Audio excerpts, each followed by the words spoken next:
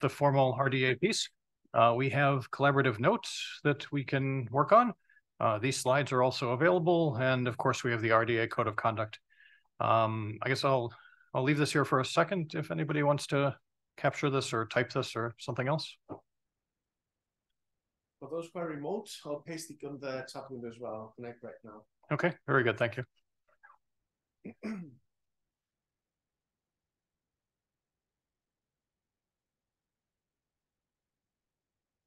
Okay, no more cameras. Yeah, okay, all right. So yeah, so again, welcome very much. Welcome, thanks very much for coming. We will be focusing today on discussion as much as we can. I'll be giving a brief introduction about the group and why we have this group and what it's trying to do. And then Fotis and Leila will be talking about the two task forces that we have, and then we're going to get into details about discussing those two task forces and trying to make progress in them. This may be in slides. I may be jumping ahead of myself, but I'll just say that the way that we're working as a group is that we have monthly calls. If you're interested in joining, you can go to the RDA page and join the group, and then you'll get notification of those calls. But because we have a bunch of people here, we actually wanted to take advantage of your presence and try to make some progress in the group while we're here. So we really do intend this to be kind of a working group meeting as opposed to a presentation meeting. So just to start off with, this probably is not going to be a surprise to anybody, but we have a set of FAIR principles. There's a bunch of them, and they're right. FAIR is findable, accessible, interoperable, reusable. This was published in 2016, and the intent is that, as listed in this paper, is that the FAIR principles are a set of principles to ensure that data are shared in a way that enhances and enables reuse by humans and machines. So we have the idea that these principles, as they're stated, were for data, but the paper also says that they're intended to apply to all digital objects, not just data. And so this then leads to some confusion. And this confusion has been observed by a few different groups that have looked at how do we actually apply FAIR principles to things that are not data. And one recommendation in particular that's worth calling out is the FAIR task force within EASC, FAIR practice task force within EASC in 2022, that had one of its recommendations said to recognize that FAIR guidelines require translation for other digital objects and other means, basically not just data, and that EASC should support such efforts. And so what we're really trying to do in this group is think about how does FAIR apply to machine learning? There's been work done on other kinds of objects in the past as well. There's been work on how to make training materials FAIR. There's work on FAIR computational workflows. There's work that's been done under RDA and RISA, the Research Software Alliance, and Force 11 on FAIR principles for research software. And there's a little bit of continuity between that group and this group. Some of us that were in that group have moved into this group. So that's the thing that we're probably going to be using experiences from most. But there's also been other work. And one of the other work was in FAIR for virtual research environments. Okay, so just to talk then just very, very briefly about the FAIR principles for research software, again, kind of an inspiration for this group. This was a joint group between RDA, Force 11, and the Research Software Alliance. It took a bunch of community-led discussions on how to define and apply the FAIR principles to research software, and then how to actually achieve adoption of those principles. And if you were in the plenary yesterday before the poster session, you heard a little bit about some of the things that we were doing in terms of adoption and some of the successes that we've had and some of the challenges that remain. The output of that FAIR for RS working group was approved by RDA about a year and a few months ago, and it's available as one of the recommended RDA outputs. So if we think about this again, then we have the two different pieces that the FAIR principles are intended and claim to apply to all scholarly digital research objects, but they're actually written specifically for data and metadata. And so how do we actually bring these two things together? In FAIR for research software and in the FAIR workflows world, those focused on how to translate and interpret the principles for both research software and for workflows. And now we're thinking about machine learning models. And so how do we actually think about the FAIR principles for machine learning models? Are machine learning models just data, in which case we can use the original FAIR principles for them? And you could think that this might be the case because the machine learning models are basically a set of parameters and options for a particular framework when you kind of get down to the nuts and bolts of things. Or you could think of machine learning models potentially as actually being software, because you could think of them as an executable object that takes input and provides output, right? Which is also true. And you could also think of them as a combination of data and software and workflows, because in some sense, you're almost never applying a machine learning model just one time to something. It's almost always part of some larger analysis. And maybe there's something else. Maybe none of these three are actually the right thing, and we should be thinking of something completely different. So that's really what we're trying to think about again in this group. The FAIR principles themselves, the original FAIR principles for data, are dependent on archival repositories, things like Zenodo or any of the repositories in the re3data.org catalog, I guess. These repositories hold the data, and they also hold metadata about it, and they provide search and access capabilities. Software doesn't really work through these very well because software isn't typically shared through archival repositories. It's either shared through social coding platforms like GitHub, or package management systems like PyPy or Cran or something else. And so if we think about machine learning models and where we would actually go to search for machine learning models and to find them and to access them, that's not exactly clear right at this point either. It could be that they're searched and shared via repositories like Zenodo and re3data. It could be that they're shared and searched through executable platforms. Or they could be shared and searched through something else like OpenML and DL Hub and some of these other things that are intended to be collections of executable machine learning models. We also have then the fact that models and training data, the training data that was used to generate the models, are linked. And so there's a question about should they be shared together? And if they are shared together, the model and the training data actually aren't enough. Potentially, you need to know about the parameters that were used to actually do the training and some of the choices that were made there as well. And so maybe that's part of the metadata.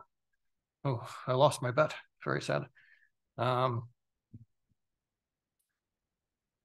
So that's again part of the question here. And again, this working group is really intended to try to look at all of these questions and to think about them all.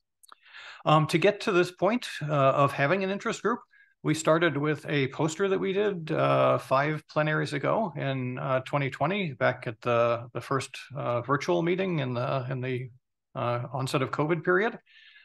We did a BOF at the virtual plenary that was 6 months later on this topic. And then we started actually trying to reach out a little bit about beyond RDA. So we had a talk and some discussion at the Fair for Machine Learning Models, part of the FAIR Festival. We had a community call. We've had talks in a few different conferences and workshops. We've had further BOFs at other RDA plenaries. Had a BOF at the Supercomputing Conference, and there's probably been a couple of other things. There's at least one more community call that's not on here. And so we kind of took all of these things, and every time that we had one of these events, we tried to see who was there, and we tried to bring them together into a mailing list. And we've been trying to use that mailing list then to get to this point. And what we did is to write a case statement and to find co-chairs and contributors and people who are interested. And again, if you are interested and you're not in the RDA group, please go to the RDA group page and just click on join. And we'll keep going forward from here. So what we're actually then going to try to do today is to look at 2 task forces that we have. From the FAIR for Research Software work, we started with the idea that the group as a whole was too big to actually do anything productive, and we wanted to form smaller groups that could actually work on focused activities. We've done that here as well. We have 2 task forces you'll hear about. And we want to talk about those. And then we also want to see, do we need additional task forces? Do we need to think about actually spinning off a working group out of this interest group that would accomplish some RDA activity in an 18-month period? The task forces are not RDA objects. They're kind of smaller groups that are intended, hopefully, to be maybe quicker than an RDA working group. And then actually start working towards understanding what FAIR means for machine learning. And the two different task forces that we have, which we'll talk about, one of them is understanding the machine learning lifecycle as a step to mapping FAIR onto it, to try to understand where does FAIR apply, and is there one FAIR that applies to all of the lifecycle, or are there multiple aspects that we need to look at different parts of the lifecycle? And then second, to look at metadata for machine learning, because again, if we're thinking about findable and accessible, metadata is really the key. And how that's done in a uniform way, and how we actually then can search across these different kinds of platforms in a uniform or federated way is really a challenge. So what we're going to try to do overall in this interest group is to define and refine use cases that are relevant to FAIR for machine learning, to define what FAIR for machine learning means, and that maybe is something that already exists, or maybe it's something new, we don't really know yet. To provide some recommendation and guidance documents for FAIR for machine learning, to have technical specifications for people that want to support FAIR work in machine learning, and then to produce and offer training on the outcomes that we come up with connected into different RDA groups, as well as external networks that are already working in this area. So with that, I guess maybe we'll see if anybody has any questions briefly before we get into the task force reports. And I don't know if, can you see the Zoom if there's anybody remote? No questions? Yes. Okay. Okay, so nothing immediately. Just to remind folks here in the room that because we do have remote people, we'll pass around a microphone if anybody wants to say anything or ask any questions, and that way the people that are remote will also be able to hear us.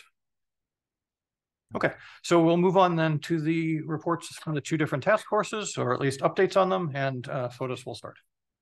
Excellent. Just for those who joined earlier, later, I just want to go a bit back and highlight that you can find the collaborative notes link here, and the slides are also linked in the collaborative notes. So if you are here and you have your computers open, it might be useful to also sign in there, because after the quick updates, we will go back and actually start filling some questions in there. So just a heads up, we'll have some work to do now.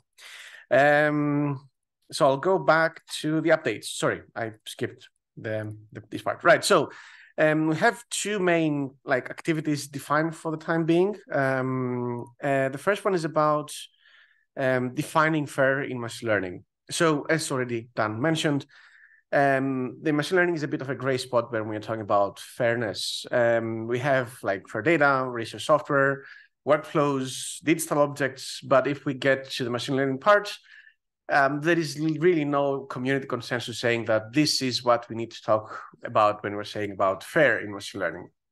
So what we start to do in this task force is to map out the place on that question. The key points that we've been so far trying to figure out, and bear in mind that so far we had 5 monthly calls since we start meeting on this monthly basis. So the first one is what other people has already done about it. What is the literature, and what is the ongoing discussions? What can we actually build on? The second question is more practical. Are there any domain-specific aspects that we need to take into consideration? Looking at machine learning from, I don't know, higher particle physics might be different looking at machine learning in life sciences, which might be different from looking at machine learning from humanities. So we need to figure out if there are any considerations to be had on that front. And the third one, which is basically what we end up as a more foundational question to resolve first, is if we look at machine learning, what actually do we mean? What are the components of this process that we need to apply FAIR to? Which of them have already been resolved? Which are one open questions? So essentially, let's start with a foundational question. What are the components of the machine learning lifecycle that we need to deal with? So in terms of what we've achieved so far, which is a small list, but it's a list nonetheless, we have a working document where we are working on this literature review, which is largely empty-ish, but there is a Zotero group that actually captures the information about relevant literature.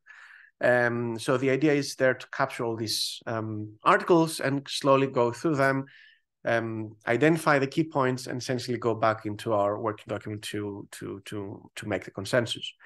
The second is that, as I said, we need to figure out about like applying FAIR machine learning. So we try to structure a white paper that would aim in that direction.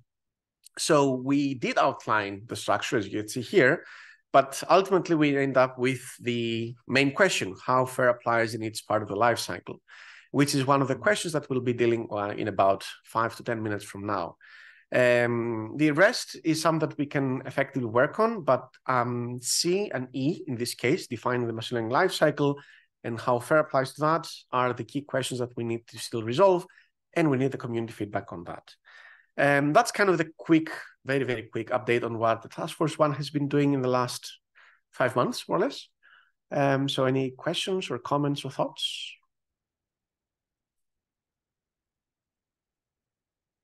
All right, be prepared for some work then. And then I will yield the floor to Leila for the second task force.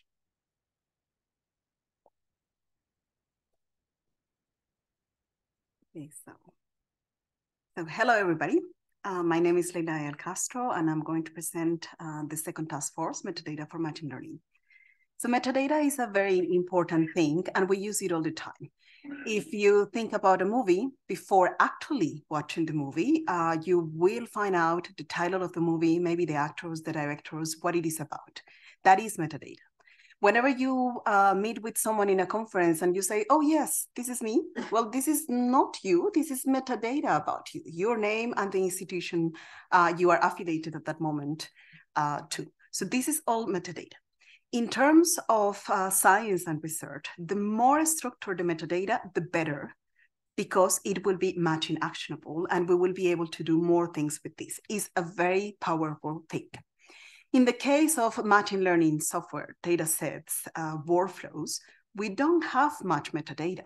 We have a lot of metadata for publications, but not for other research outcomes. So it's something that we really need to work on. And as you can imagine, because it's still kind of a new thing, we need to work on adoption, and that requires a big community effort. So we really get to get good metadata for all the different research outcomes. Structured metadata will also enable link open science. Link open science, you can think of it about some sort of intersection or middle point between link open metadata, FAIR principles, and open science, because you can have metadata even if your data set, your software, your workflow, your whatever is closed. The metadata, you can make it public, and you are already providing a very good information for other researchers while still keeping the privacy that maybe your data or your software require.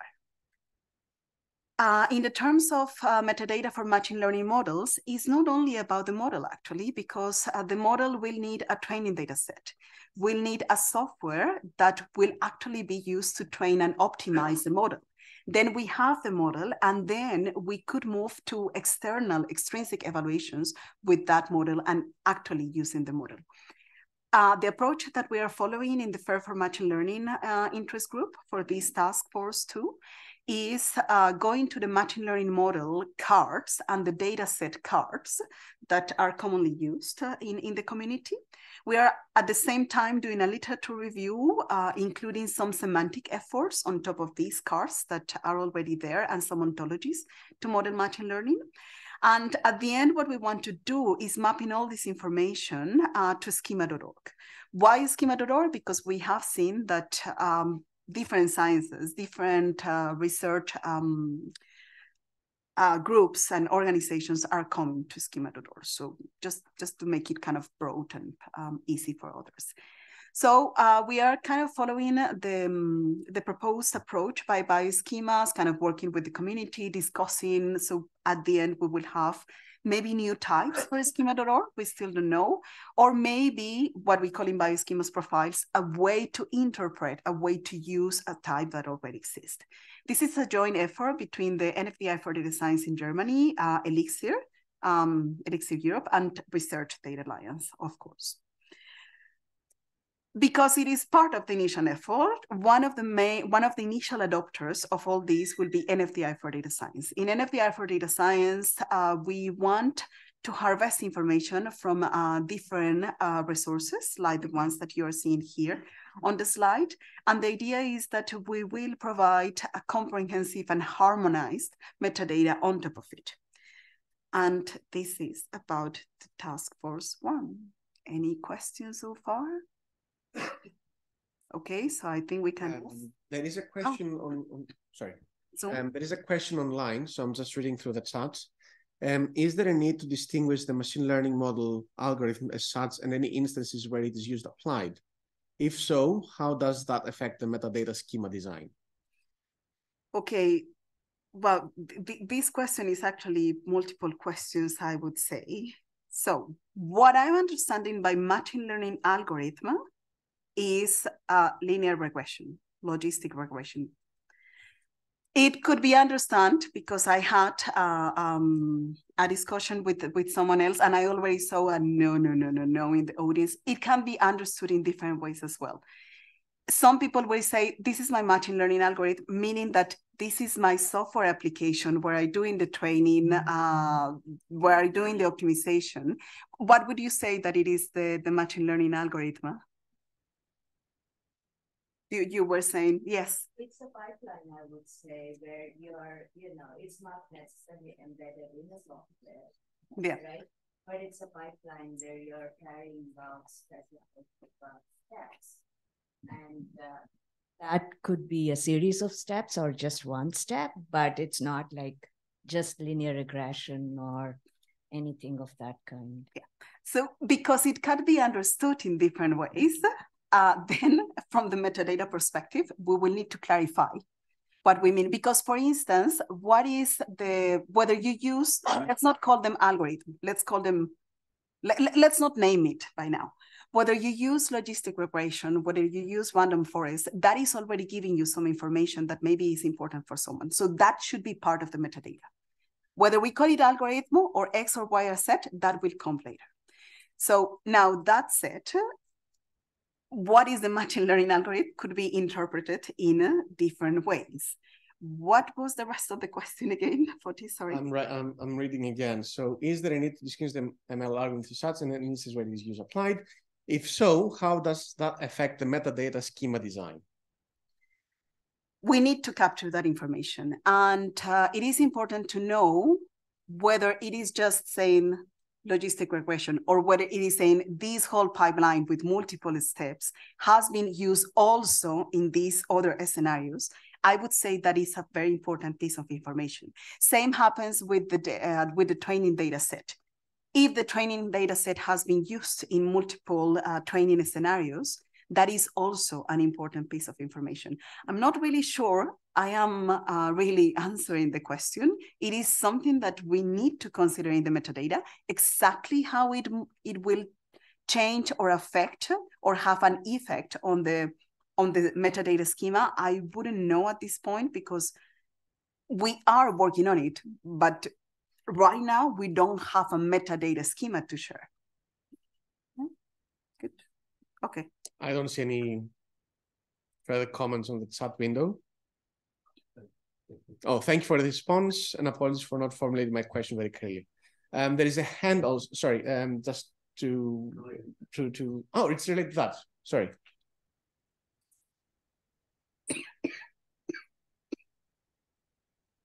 Yeah.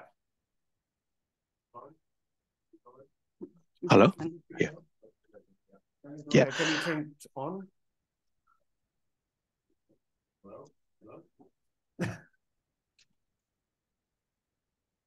Maybe just stand up and be really loud, and I will repeat, but I can repeat the question for Zoom. No, but for Zoom, I can repeat it because I have the microphones here, so. Oh, that as well, just let's take advantage of your location. Sure, I think I have a similar confusion if I can rephrase, because it was actually related to your introduction where, the mandate was to have FAIR for different digital objects. And I'm like, is machine learning a digital object? Like how? And then it seemed clarifying, we're talking about machine learning models. Okay. But this question is like, okay, are we talking about machine learning models, or are we talking about also the software that what are we actually talking? And my impression is maybe the models, but we sort of do want to know what we're talking about.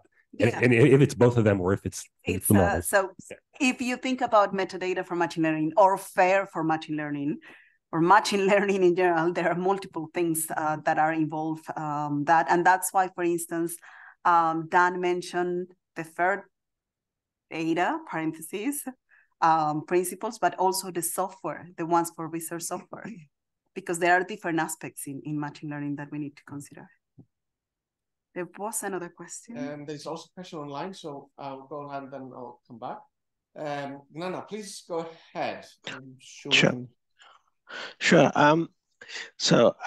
Yes. Hello, you hear me? Yeah. Yes. Fine. Yes, go ahead. Yeah. So while there is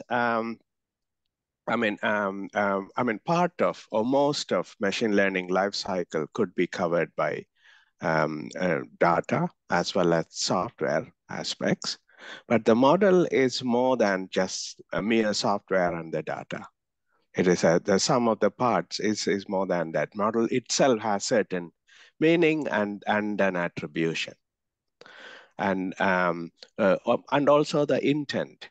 So I think the machine learning model part, as well as perhaps even the problem formulation, which is not hitherto captured by any other aspects, any other parts of the FAIR initiatives, could be considered in this. It is somehow considered, It is somehow considered, there is still an echo, but I will keep it low, so there is not much. It is already considered on the machine learning cards that we are looking at. The intended purpose, the limitations. For instance, you could set like, this is predicting cats and dogs just for fun. Don't use it to allow cats on one door or dogs on the other one. No, it's just for fun. So that is considered in the machine learning cards that we are looking at. And yes, the intended purpose, it's definitely part of the metadata. And yes, the machine learning model, it's something that you can see on its own.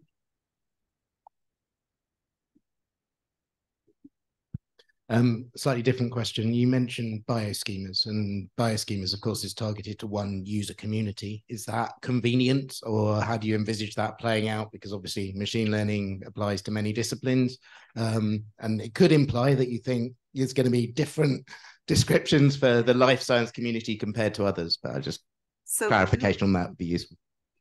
Do we still have a... No, I think no.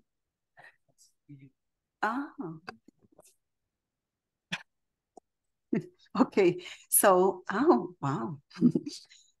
Two things about bioschemas. Bioschemas is, yes, bio, but it also provides what we call profiles in bioschemas, meaning guidelines and recommendations on how to use an existing type in schema.org for things that you could see that are domain agnostic. For instance, training materials, data sets, et cetera, et cetera. What it is very bio-tailored in those profiles is that if you want to suggest the use of controlled vocabulary to describe, for instance, training materials in the bio domain, then you will use one vocabulary. If you want to describe it for the material science domain, you will use another vocabulary, but that is kind of easy to accommodate. The second thing about bioschemas is that we are using the bioschemas way that propose this discussion around the community, going from draft to release, getting adopters. And yes, our intention is to have the initial drafting in bioschemas, but we know that we need to allow having multiple perspectives in there. Yeah. And I think we should move to the discussion. Final expression, then we can move. Oh, sorry. In that case, yes, I don't see any other questions, neither online. Yes. All right. So, sorry. All right. So this brings us to the part where we actually need to do some stuff. So the second part of the session is about this discussion. And to do that, we have a couple of questions to address, two for the first task force and then another two for the second task force. And the idea is that for each of those, we will give everyone like 10 minutes to actually put some thoughts down into the Google document, and then have an overall discussion, and then move to the second task force and repeat.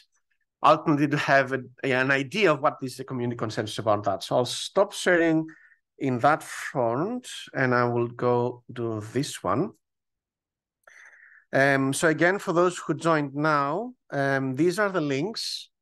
This is the easy way to go to the Google document. It's also linked in the Hoover app, I think. It's also the program. So there are a lot of ways to actually get access to this document. That's the point. And it's also open here. And this is sort of the first group activity for Task Force 1. And again, the focus here is about the machine learning lifecycle. So the question itself is, what are, in your opinion, the different phases in the machine learning lifecycle? So just to provide a bit of a context, because I understand that this is a very abstract, generally defined question. What we want to figure out is essentially, if you look at the overarching process of running the process of creating the model, evaluating, retraining, using it, and going back from the beginning, what are the distinct steps, phases, stages, however you want to look at them, that we can identify as separate entities? The idea is that having those, we can go back and identify across all those stages which ones actually need the FAIR principles to be defined, or which of those the FAIR principles are already defined, so we can adopt them as they are. Essentially, look at this as part of a gap analysis of fairness for machine learning, which is a weird way of phrasing it, but that's kind of the ultimate goal. Does this make sense as a question? Yes, please. Oh, sorry.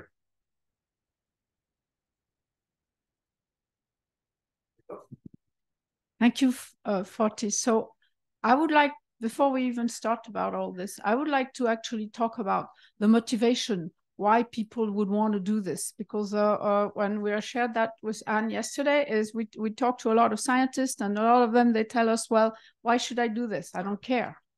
They don't care about FAIR. They only bring it to a point afterwards, or else they think about it because they are mandated to think about it. So I just put that slide in there if you want to put it up, about reproducibility with FAIR and why this matters. So I did this experiment with a graduate student last year. We tried to reproduce this paper, which is adversarial super resolution of climatological wind and solar data. It was a PNAS paper. All the people, oh, maybe I should talk like more like, the people who had written that paper tried to make sure that the paper was reproducible. That was, they had put everything they could in a repository, and so we tried to reproduce it. And the result is this diagram that you see. We retrained the model using their data and using their code, and we retrained the model 1,000 times for getting one prediction. The dots that you see in the diagram, each one corresponds to one prediction out of 1,000.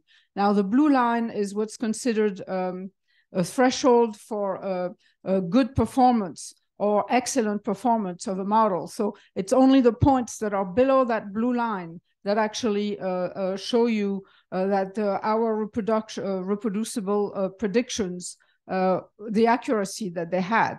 So you'll see all these points that are above once the model had been trained, and it should converge more. I mean, even if there's these are stochastics model, we should have like more of a convergence there. So we contacted the people who had actually put out the paper, and it turns out that a lot of the stuff that we needed for reproducibility was actually missing. The link to the original data was missing, and some of the scripts that they had used for down selecting these variable in order to train a model to re-up select was also missing. So to me, this is a motivation for what we're doing, because we have there's no systematic approach anywhere into why we need to work with FAIR and machine learning. Thank you. Thanks, Lynn. Thanks. Just just to go back slightly into where the group came from, and this kind of answers the other question that came up as well, is that so I think everybody that was involved in starting this group probably has slightly different motivations and different use cases that they were interested in. But I'll just say that from my point of view, just kind of quickly, FAIR and reproducibility aren't the same. So reproducibility maybe depends on FAIR to some extent, but it's beyond FAIR. So that's so I in an effort to try to scope the group, I'd almost rather not get all the way to reproducibility, because there's other challenges there as well. But I will say that from my point of view, initially, what I was interested in is, and this is coming out of a high energy physics project, was when we have a trained model, how can we let other people know that we have that model so that they can actually use it on new data, right? So it was a very, very simple use case, just repeated inference using the same model on different data. But I think that everybody kind of came in with different use cases. And so initially one of the options for this was going to be, how do we apply FAIR specifically to when we have trained models that we want to make FAIR? But over time, then there were questions about how FAIR applies to other parts of the process as well. And so the group has been kind of expanded a bit, I think, beyond that. All right, thanks. So with that kind of a context, I'll go back to the same question. I see already some people putting stuff in. So I will stop talking for 5 minutes. Yes.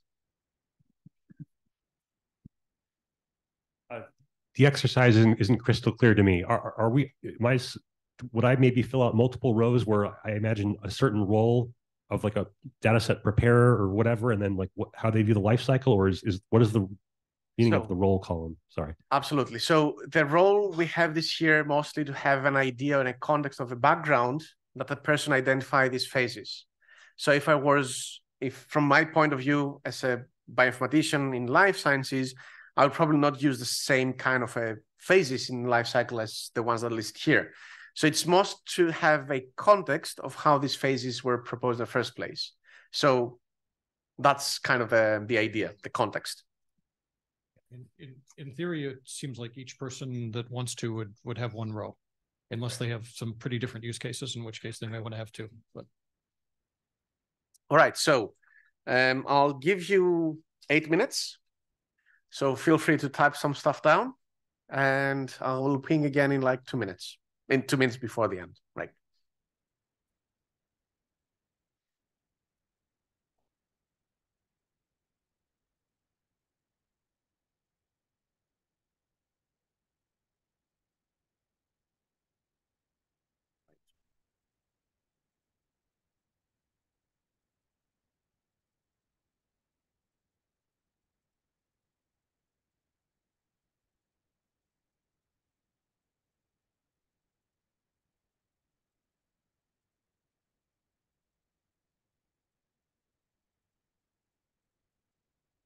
up or a phone that you want to type in, you could certainly talk to somebody near you who is maybe, and discuss with them and come up with a consensus.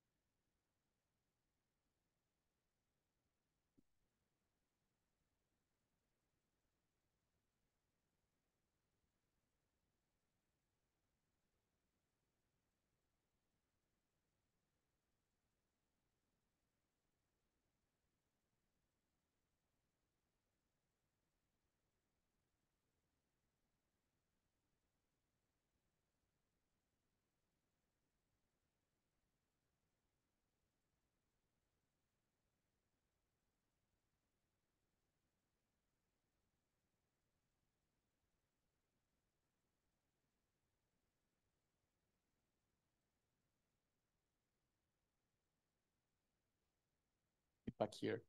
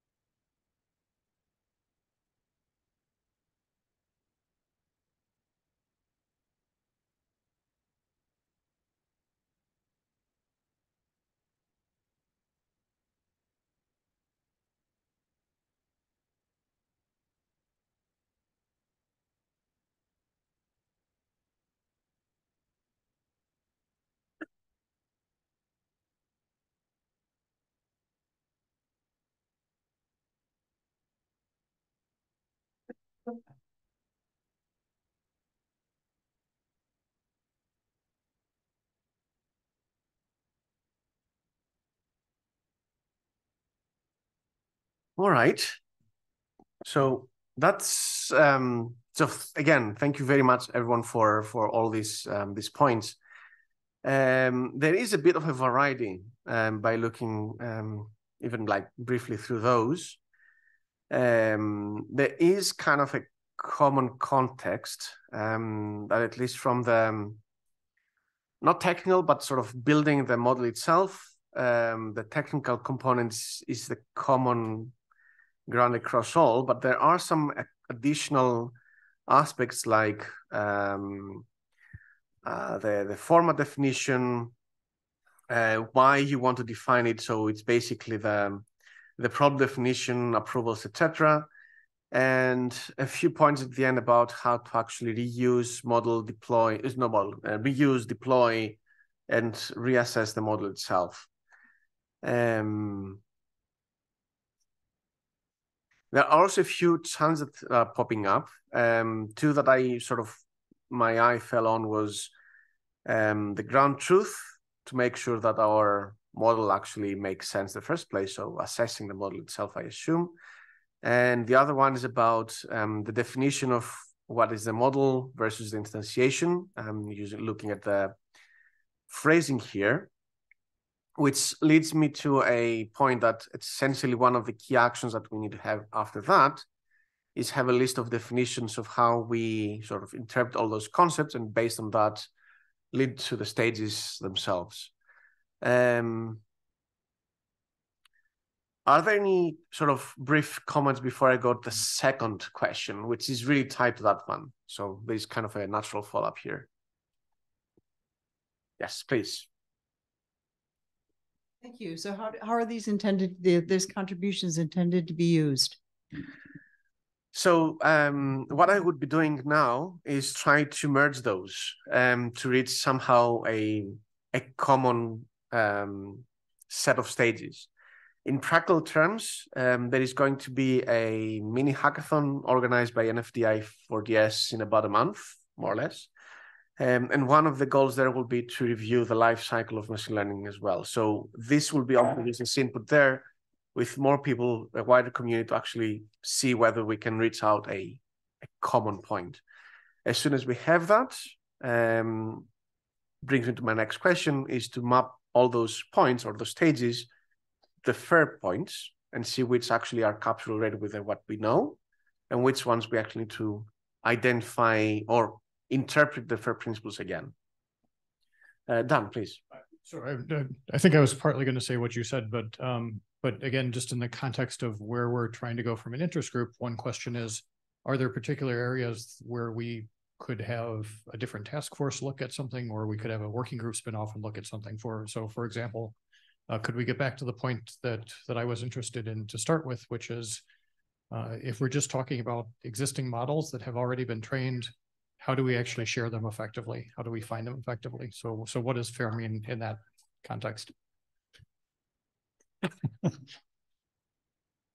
So I think this is really just meant to be kind of scene setting in some ways so that we can figure out what all the next pieces are. Awesome. Any other points? So the next question here, same task force, are essentially looking at those phases that you described just now. Which of those actually require a reinterpretation or application of the FAIR principles per se? For example, when we are doing about the problem definition, maybe the FAIR principles may not be directly applied there. I'm like thinking out loud. But when we're designing about the input and output on how we provide the model instantiation, if I remember, these ones might require more specific interpretation of the FAIR principles. But in any case, that's kind of the question here. Again, same context, the role is to identify basically where it comes from.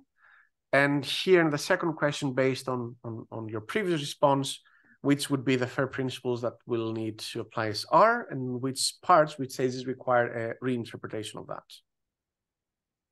Again, I'll give you 8 minutes so that we are on time. I'll ping you in 2 minutes before the end.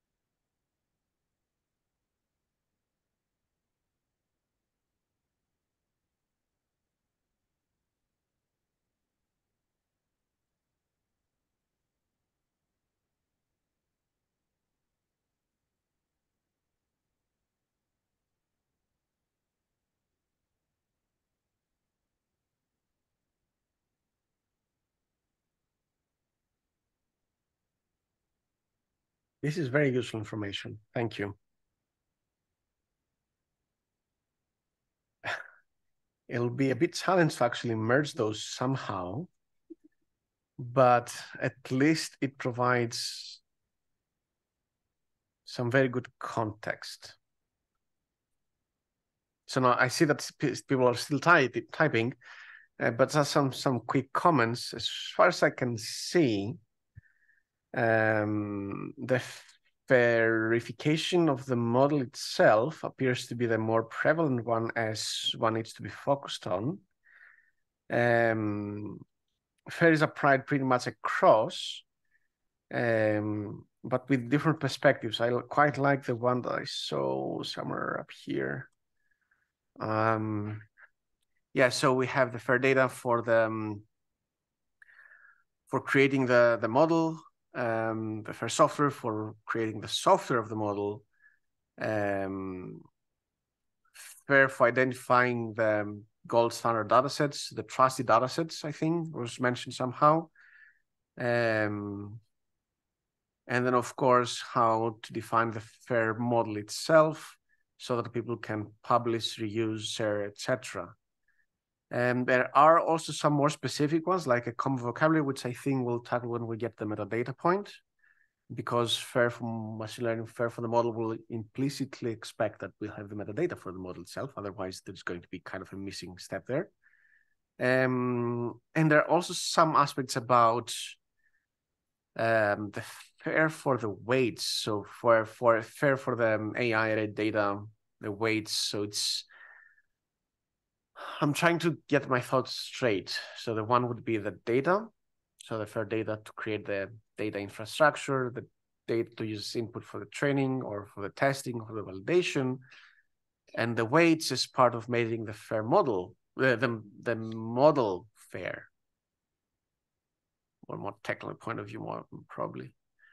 And then we have reusing the model and deployment of the model. All right, I definitely need to go through those and highlight at least the common aspects, but I think it's extremely useful. I quite like a few points that are actually referred to specific rules under FAIR, like R1.2, which I should remember by heart, but I don't, to be honest. All right, so thank you. Any comments or thoughts now that we've reached the end of the first task force discussion, like input more or less? Let me see if anyone on the online. Oh. All right, in that case, I think I will stop and yield the floor to Leila for the, sorry. No, just keep the document. Yeah, sorry, that was by accident. I did not intentionally do that. Sorry. What's yours? Now I learned. Okay, so the group activity on metadata for machine learning, the idea is for us to learn what in the process of finding information about machine learning could be translated to a metadata piece, whether it is a concept or attributes, we don't know. But this is what we want to learn. And this is how we are going to use the information that you provide. Just seeing what different artifacts you look for, then we will see where we should focus on the metadata aspect. Now, it doesn't mean that we will cover them all. For instance, there is already some information here, so I will use it. Papers, there is a lot of information already on how to model metadata for papers, so we will not redo that. We know that it is important to link to the paper. So this is why we are gathering the information.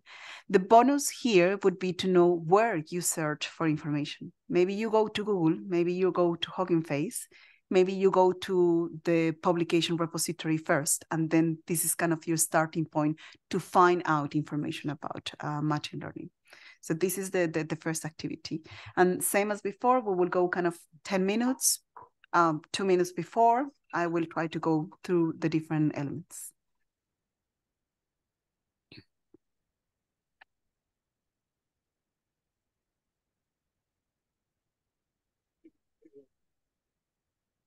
Or maybe I'll just add really quickly with this one. If One thing in particular is if you were looking for a machine learning model that was already trained that you could use to do something, where would you look?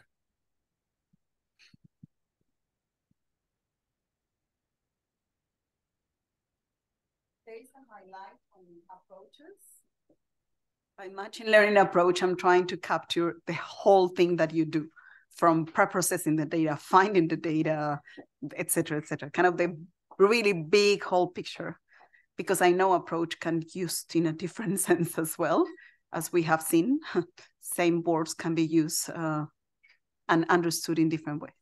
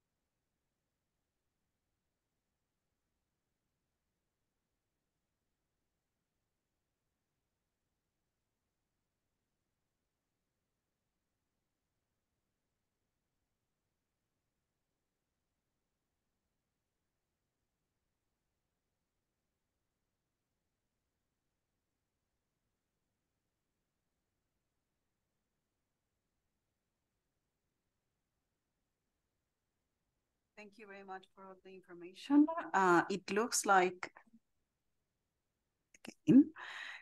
like, maybe trying to find the commonalities across the different artifacts will be maybe easier than trying to find the commonalities across the life cycles that were proposed in the previous activity, because I can see that there is some consensus. There are some of those that are very interesting ones. I saw videos, for instance, and yeah, metadata for videos is usually not great. I mean, other than the title and maybe the author.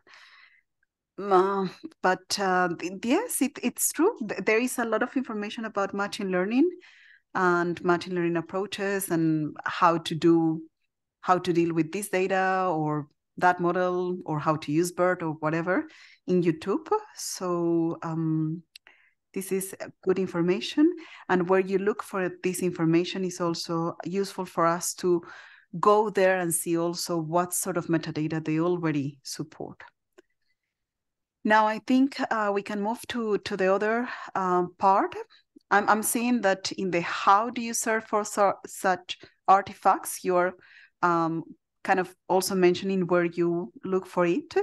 Maybe if you can give us an example of a query that you use to find some particular machine learning approach that you would be interested in, it will provide a lot of information for us as well, kind of to see what are the key elements that you put in those queries.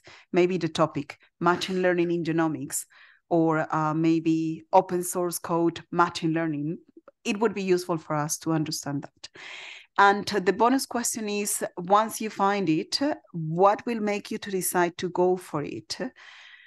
It could be that simply you find it relevant, but maybe if what makes you to go for it is not that easy to answer, maybe also think on what makes you not to go for it. For instance, you could say, if it is not open source code, no, because then I cannot look into the code.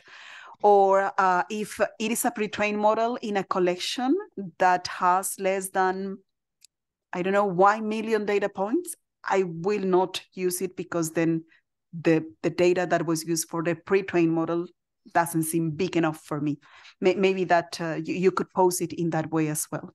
So either in a positive way, what makes you go for it, or negative way, this will just block me, I will not go there.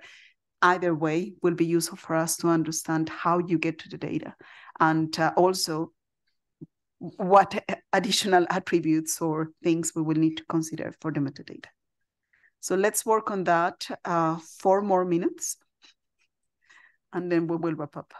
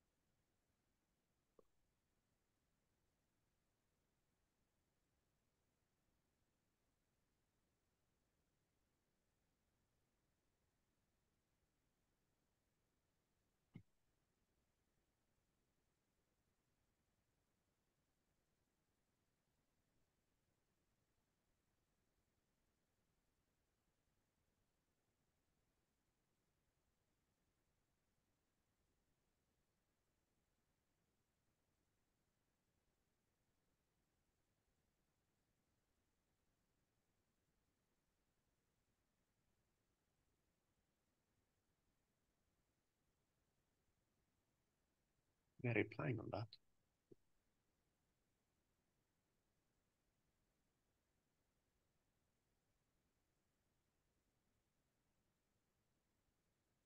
So we can see that there are kind of some. Okay, no, it's okay.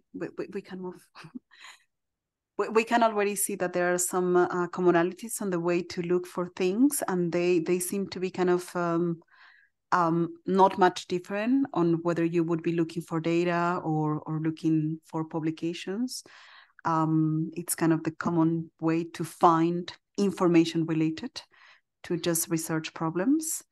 The aggregators point is an important one for us in NFDI for data science, because that is exactly what we are trying to do. And we will see how it works and how we deal with the metadata there.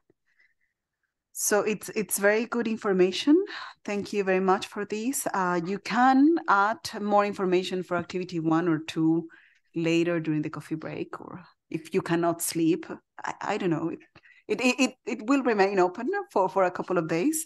I think the date where we actually have to pass it to the liaison or tab or something, it's written up. But yeah. Okay, so time for wrap up. Yes, indeed. No, definitely. Go ahead. Sorry, so just to ask, I realized that we asked this question maybe in a slightly in a very present-facing way and not really in a future-facing way. So one thing that would be interesting, if you happen to have thoughts, you could just put them anywhere in the document, is not how do you look for things, but how would you ideally like to look for things? And what if we're working towards the future, what's a future where machine learning is actually more easy to use, more easy to build models, more easy to find other people's models, more easy to use them, more easy to retrain, and any of those things. So if you have thoughts, like, I don't know, so one for me is that I'd like to be able to do a federated search across different machine learning model repositories. If you have other thoughts of things, then please put them into the general notes, because that can help us then think about where we should be kind of trying to push, not just where we should be improving, but where we should be going in the future. Yeah, that would be great indeed. Very, very good point. Your wish list, you can call it. There is actually a section at the very end. It's about feedback and other thoughts. So it will be useful if you want to add some quick comments or thoughts about the session or other things that we need to be tackling. Which brings me to the last 2 points, like 2 slides, not 2 points, because I think everyone wants to beat the queue in the lunch break. So this is an interest group, which means that ultimately the work of the task force is up to the community. So one potential activity that came up through the Skills for EOS project is about skills for AI, fair data for AI, and so forth. So unfortunately, they were not able to join the plenary this time around, but they asked me to provide these couple of slides here. Specifically, this is a point that they are quite interested in. It's about this particular task, and I'm not involved in the project, so take everything I'm saying with a grain of salt. But essentially, the key element here is that they would be kind to find a common task between the Skills for EOS project and this group, specifically around fair data for AI. So this is something that we are still in progress of investigating, and we'll be tackling in our monthly calls moving forward. So this might be also an additional activity that we might be looking into from moving forward. In any case, the slides are already linked, so you were able to look at your own pace and time. What I would like to do as my last slide is I'd like to thank you everyone for sticking around that long, given that there are going to be queues in lunch, so I really do appreciate that. We will be taking all your contribution consideration. The idea is to, as was asked before, to put this in a more coherent way and have this moving forward in our monthly calls. I would like to invite everyone to join our monthly calls. We usually send the invitation on the interest group. There is also an invite somewhere floating around, I'm sure. And anyone who can contribute or wants to contribute or wants to propose ideas moving forward is more than welcome to do so. And with that, I think I also like to thank Dan and Leila for all their help in putting this together, as well as of the other co-chairs who are also in the room. And thank you for that. And now it's time for lunch. Run for the queue.